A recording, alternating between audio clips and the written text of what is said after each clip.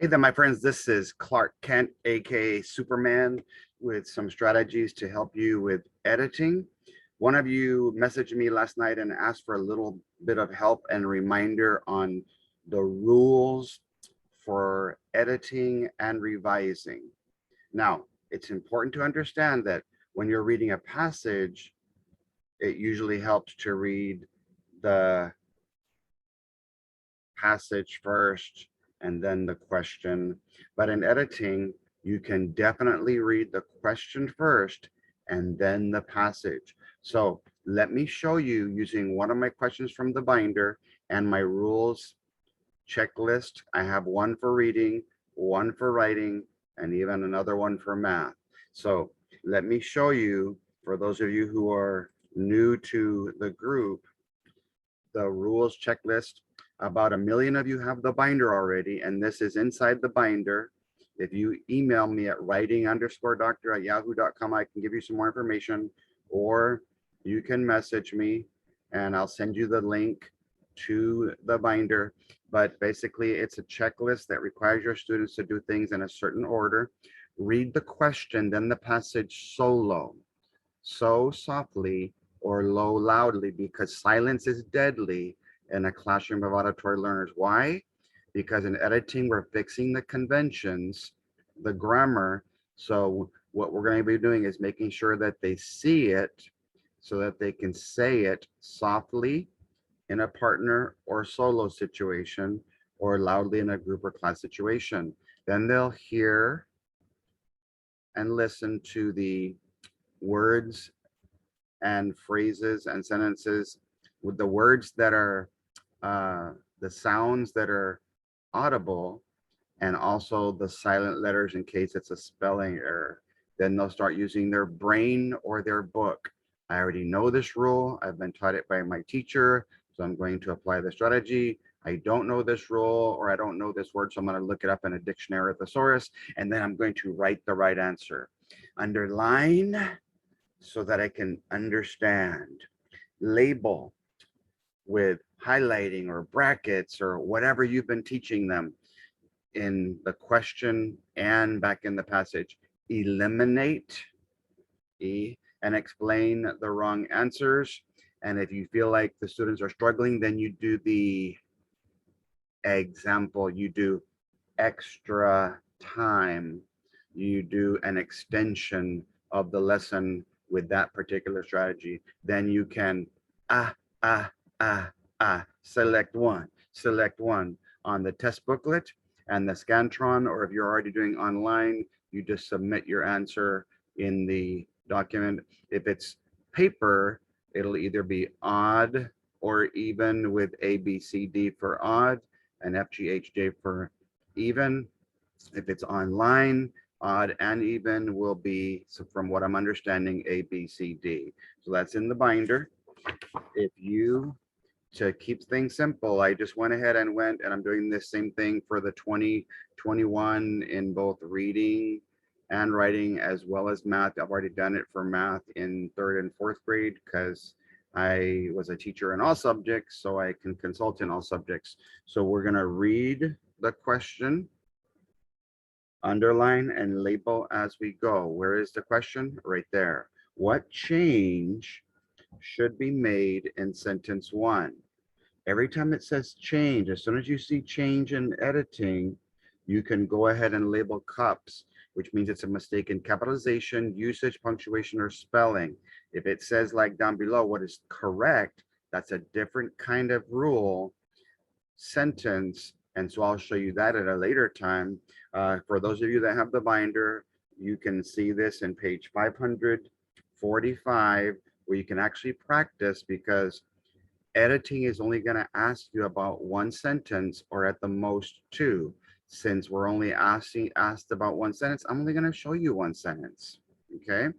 On the test, the one like this that was involving a compound sentence with an independent clause that started with a capital, a coordinating conjunction, one of the fanboys, and another independent clause that will be in lowercase. If you think of coordinating conjunctions, it's like coordinating outfits. So this could be like my shirt that I would coordinate with my pants using a comma and a fanboy, and the fanboy is there, but the comma is not. But let's do the process of elimination and find out which answer is correct and which one are we, which three are we going to eliminate and which one are we going to select. Letter A, change friends, plural, to friends, plural, apostrophe. So I call that plural possessive. So if we choose A, we have the friends, plural, have to own the next word. My best friends, apostrophe. Since I cannot own something that's not a person, place, a thing, they come as a verb, so I can't own that. So I'm going to eliminate that, but I will label punctuation. I'm also going to make sure that we label sentence one, because if we're practicing it in an actual passage, you would either bracket like I did here and write question number one, or if you like highlighting, you can highlight instead, and that way you're highlighting sentence one in the question, highlight sentence one back in the passage. Just trying to make life simple for you to practice just the strategy. You would bracket it in the passage, and you would write cue number one, because what happens is if this happens to say sentence question one says sentence 17, I want to make sure that I go to 17, set sentence 17, not sentence one. So question one would be about sentence one, but if question one is about sentence 2, 3, 4, 5, 6, I would make sure I bracket in those sentences. Letter B, insert a comma after house. That's also punctuation. Insert a comma after day, punctuation. Change games to game, that's because of the apostrophe, that would be punctuation. And the reason I'm focusing on punctuation, because in the year 2019, in all grade levels, I have 4th, 7th, 9th, and 10th here, I noticed that a big area, a big problem was in punctuation. I started with an easier one to kind of help you guys out that are new to my strategies. Letter B says insert a comma after house. So here's my house, okay? My best capital, my best friends come to my house, comma, every day. No, since every day is when they come, I need to add that part. And so I don't think it would be a good idea to do that. And since this over here was A, I don't think we can't own a verb. So we're gonna eliminate A, we're gonna eliminate B. Insert a comma after day is C. So let's try it down below.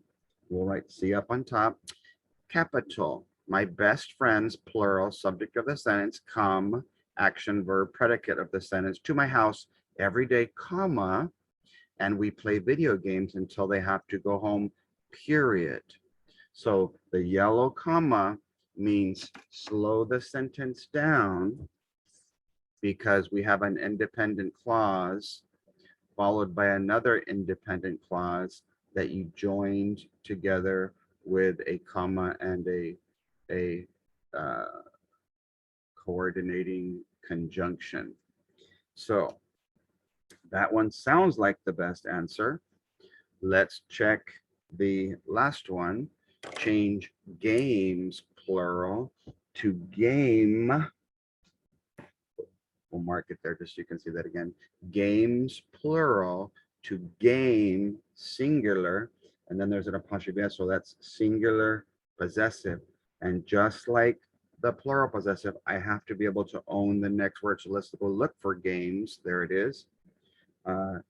Until is a clue about a time that you're going to do something until. So since I can't own and until, that's not something I can possess. It can't be singular possessive because you can't own until. So we'll eliminate that one. So we've eliminated 3 letters A, B, and D, and we're going to select C. So I've eliminated 3. I've labeled in both the passage and the question, underlined and red in both places. I've selected the answer C. I'm going to show you something that I've shown some other teachers. If you write C on the outside and then bubble it in, then your students will be able to practice their bubbling if you're still doing paper form, your submission if you're doing online, and instead of being A, B, C, D, F, G, H, J online, you would just have them cross off your F, G, H, J's if you're practicing with my documents, and just write A, B, C, D, because supposedly it's going to be all A, B, C, D. Because in online, they're saying that it's not going to allow your student to enter 2 answers. That was the original reason why we alternated back and forth between evens and odds being A, B, C, D, F, G, H, J, so that your students would be able to hopefully see that, oh, my even answer number 2 has to be an F, G, H, J. But they're saying that with the online version, it's not going to let your students on the computer enter 2 answers for the same question. So there you have it. That's how I would do that one. That came from page 545 of the binder. Like I mentioned, I'm going to go ahead and be doing some questions from the test, and then I'll be making my own questions on the same level of rigor, the same type of mistakes with my own, just like I did for the 2019 test in math and reading and writing. I hope that you like the rules. I hope that you like the strategies. Go ahead and click like on the YouTube link. And if you feel like it might help a teacher who's struggling with coordinating conjunctions, joining 2 independent clauses with a comma and a fanboy, compound sentences, make sure you share this with some of your reading and writing teacher friends. Remember that on writing, you only need to read the question that they're asking about and the sentence that it's regarding. And in this case, it was just sentence 1.